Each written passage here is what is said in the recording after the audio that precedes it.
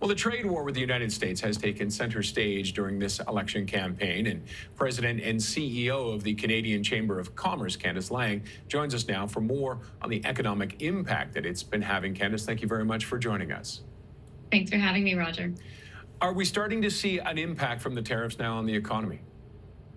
Absolutely. I mean, it's as we go to the polls, I think this is still just a huge issue for Canadians. And when we look at the tariffs, and there are several buckets of them, obviously the sectoral tariffs are taking their toll on Canadian communities, some more than others.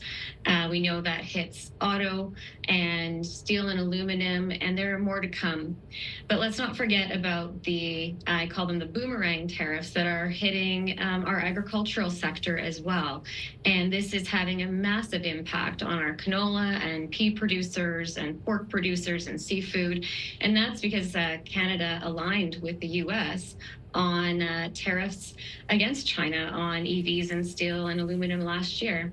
But interestingly, Roger, I want to talk today a bit about the original, if we can call them the original, fentanyl and border tariffs. Because while on April 2nd, we had an extension of the CUSMA compliant carve out without an end date, we actually now are discovering quite a significant issue with a massive gap between what would be CUSMA compliant and what is actually registered and being claimed with that CUSMA preferential treatment today. And so what does that mean then? Well, what this means is we have a lot of our businesses really, struggling to make sense of what to do. How do you ensure, if you're a Canadian business exporting to the U.S., that your goods are CUSMA compliant? And that has to do with a lot of rules of origin, the inputs into those goods.